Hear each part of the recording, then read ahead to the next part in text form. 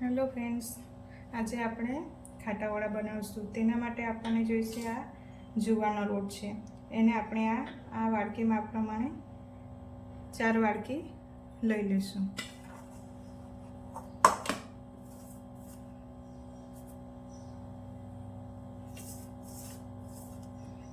આ 4 વાડકી જુવારનો લોટ લઈ લીધો છે। એમાં આપણે 1 વાડકી જેટલું ખાટું દહીં લેવાનું છે।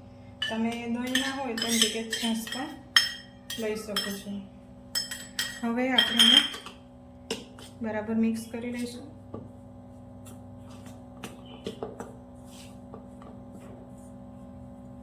પછી એમાં આપણે થોડું પાણી કરતું જઈને લોટ બાંધવાનો છે।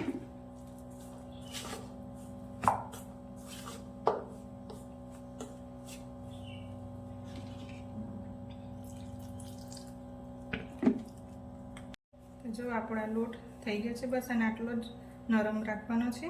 પછી આમાં અત્યારે આપણે કશું નથી નાખવાનું, જ્યારે બનાવશું ત્યારે બધા મસાલા નાખીશું। તો આને આપણે 5 થી 6 કલાક માટે રેસ્ટ આપીશું। તો આપણા ખાટાવાળાનો આખો આવી ગયો છે। હવે આપણે આમાં છે તો આપણે 2 ચમચી આદુ મરચાં લસણની પેસ્ટ નાખી દઈશું। તેમાં થોડા 1 ટેબલસ્પૂન જેટલા તલ, સ્વાદ મુજબ મીઠું નાખી દઈશું।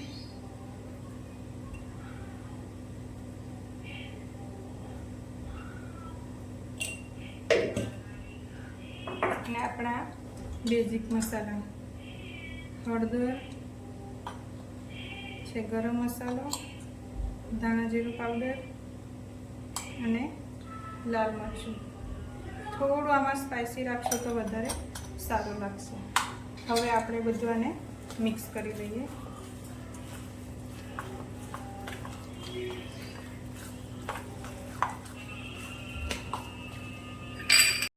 હવે આપણું આ ખાટાવાળાનું બેટર તૈયાર થઈ ગયું છે। હવે આપણે એને તળી લઈએ। તો આ એક પેનમાં મેં તેલ ગરમ કરવા મૂકી દીધું છે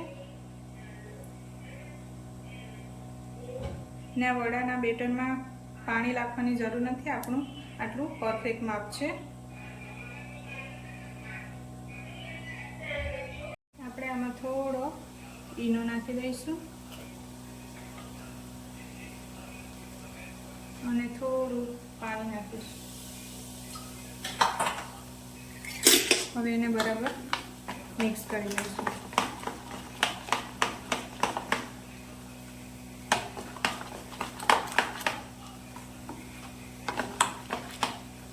તો હવે આપણું આ બેટર તૈયાર છે। હવે એને આપણે તળી લઈએ।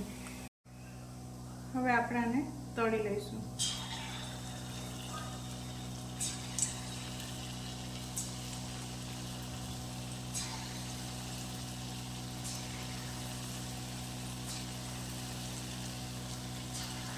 અને એકદમ મીડિયમ ફ્લેમ પર જ રાખવાનું છે, ફાસ્ટ નથી કરવાનું, નહીં તો અંદરથી કાચા રહી જશે।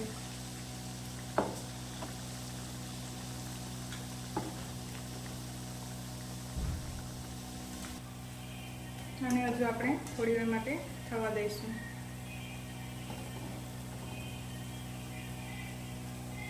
જો આપણા વડા થઈ ગયા છે, હવે બહાર કાઢી લઈએ અને આવી રીતે જ બધા વડાને બનાવી લઈશું। તો આપણા ખાટાવાળા તૈયાર થઈ ગયા છે તળાઈને। જોવાનું આપણે જોઈએ તો એકદમ ક્રિસ્પી પણ છે અને અંદરથી જોઈશું તો એકદમ સોફ્ટ છે। તમે આ વડા ચોક્કસથી ટ્રાય કરજો। આમ તો આ વડાનો લોટ પણ મળતો હોય છે, પણ તમે આ જુવારના ટ્રાય કરી જોજો। જુવારના લોટના એકદમ બહુ ટેસ્ટી લાગશે। તમને અમારી રેસીપી ગમી હોય તો લાઈક, શેર અને અમે કમેન્ટ કરી દેજો।